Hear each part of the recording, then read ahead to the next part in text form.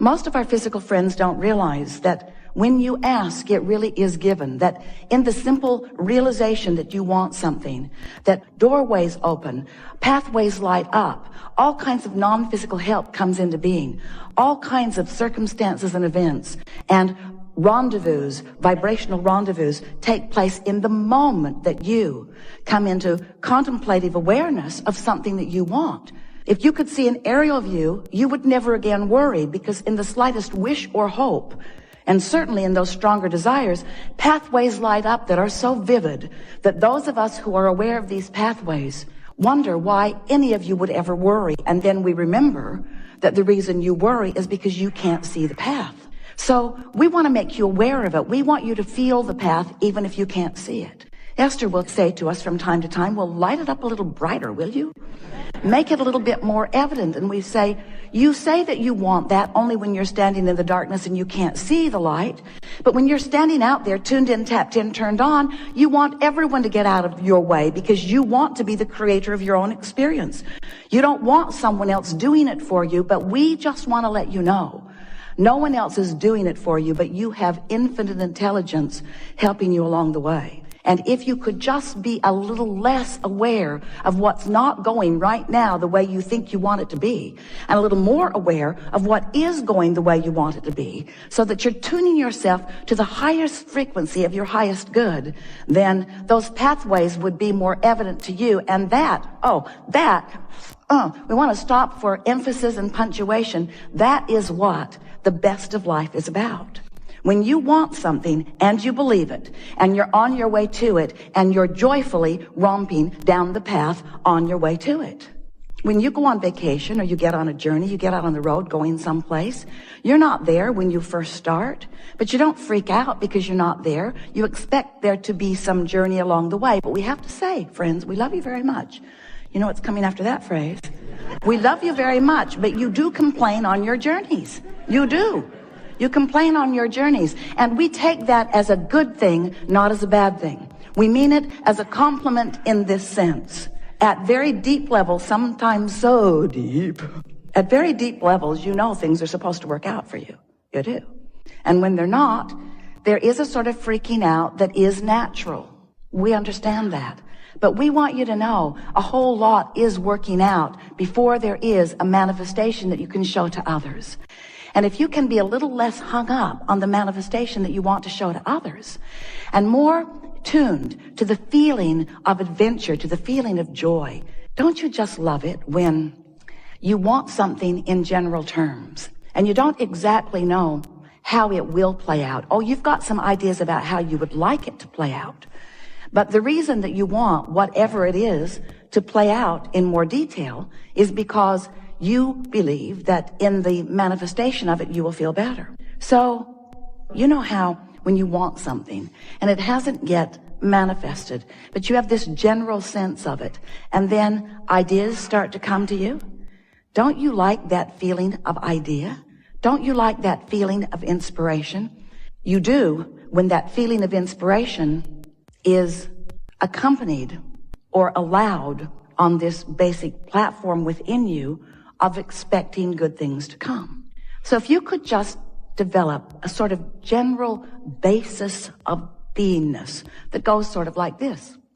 I don't exactly know how it's going to be or who it's going to be or when it's going to be or where it's going to be, but I know that it's going to be really good and that I'm going to know it when I see it. In fact, I know that I'm going to know all the steps along the way, because feeling your way to the next manifestation and the next manifestation and the next manifestation is what the most of your life is about.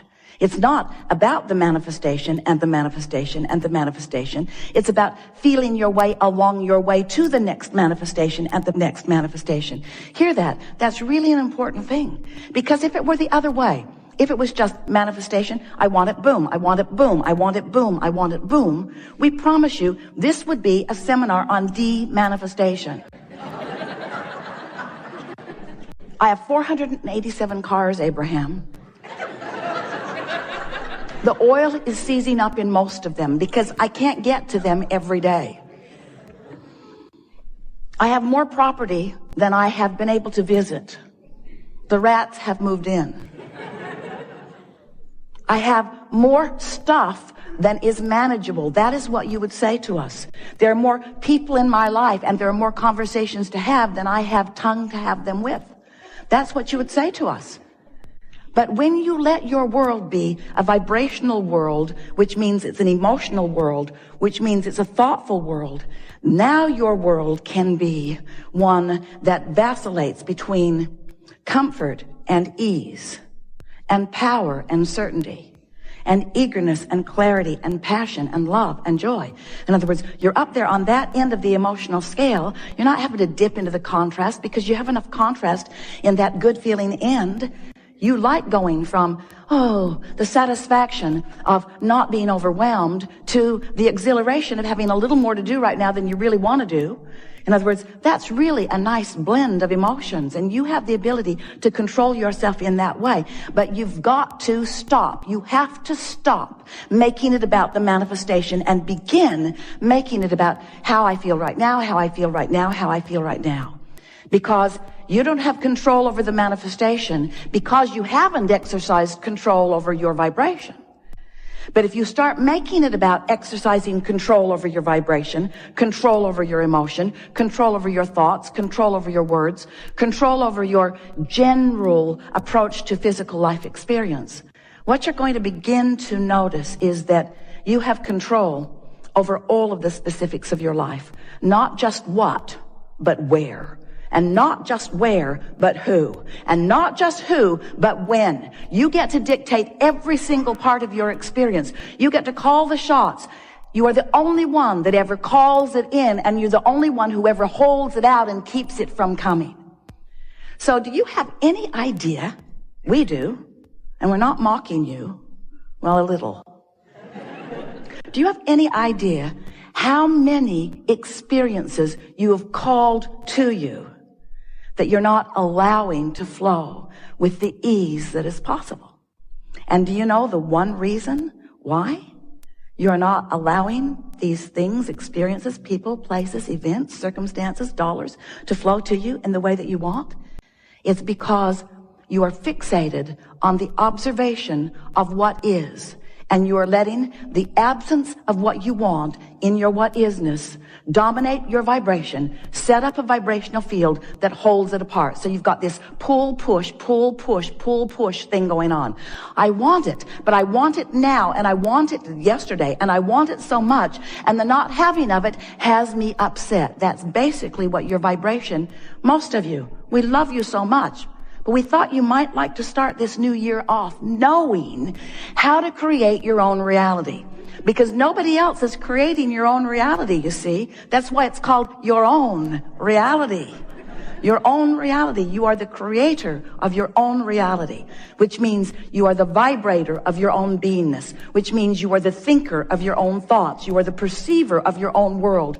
You are the attractor of your own experience. You are the maker of your own life. You are the uplifter of your own being. You are the magnificent genius creator who came into this physical body with the express intent of mixing it up, of looking around, of identifying what you want, of achieving vibrational harmony with it, and then taking glory, watching with reverence and appreciation and rambunctious zest for life, watching the components of your creation come into place one by one to, in some cases, surprise you, and in every case, delight you to the power and the clarity and the worthiness and the goodness and the readiness and the bigness of that which is you. We love visiting with you. We like so much a group like you gathering together, people all around the world. We're pleased that you're there too. Listening to our rampage of appreciation of the life that you are living. Your life that you are living. But you can't live your life without those like us benefiting from your exposure to your life. Because when you look around and you have experiences and you revel with delight in some of them and you shudder in discomfort at others, in every case, whether you are cringing or applauding, you are focusing energy that is creating worlds. And as you do that, we are all in on it. We get to participate with you. That thrill that you have is our thrill that you are interpreting. But when you feel bad, that's you interpreting the absence of us. Absence isn't the right word because we don't go away. It is your pinching yourself off from the vibration of your source. That is really what negative emotion is. So have you been listening to us for a while? You know about vibration? Pretty much. You understand that law of attraction is the engine that manages all of this, and that it is tuned to vibrational frequencies?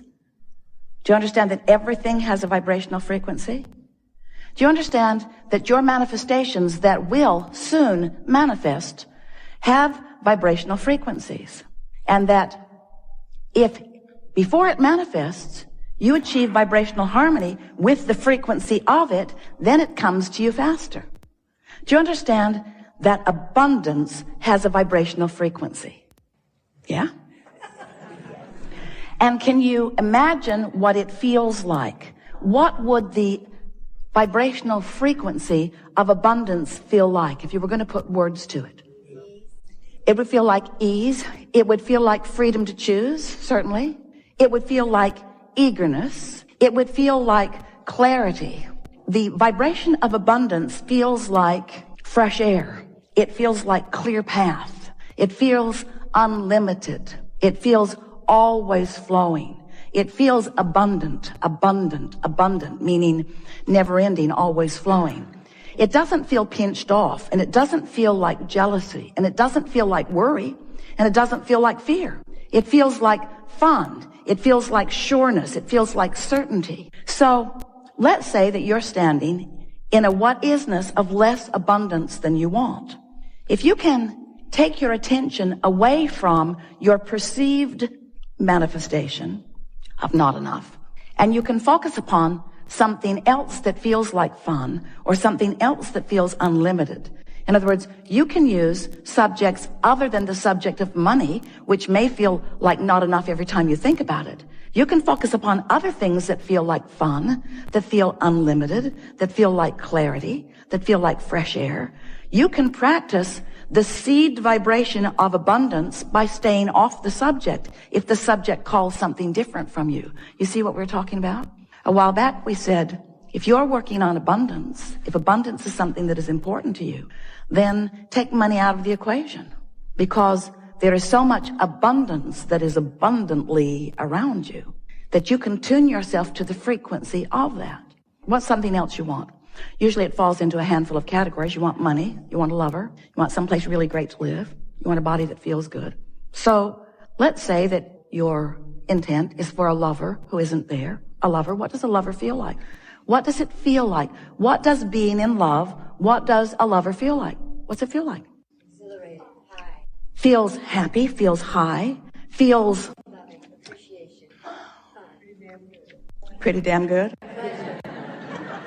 Feels like well-being, feels like homecoming, feels like security, feels like appreciation, feels like being appreciated, feels effortless, feels like ease, feels natural, feels like desire. In other words, if you can get to the general vibrational reason behind what you want, which is why do I want it? The question, why do I want this thing will bring to you. Then we know you can begin practicing the vibration of the manifestation that is coming. Now here's the thing that we know that often you don't know that we so want you to know, and that is that everything you've asked for is coming. And the only question is, how long are you going to keep yourself from it? That's the only question. So, do you sense that we sense? Do you understand that there is abundance immeasurable, abundance not recognizable by most of you, abundance not yet experienced, let's just put it that way, by most of you, abundance for you, vibrationally queued up, and that all you've got to do, the only thing you've got to do is to practice the vibration of it, and it makes its way to you in so many different life-giving, fun ways. But you got to practice the vibration.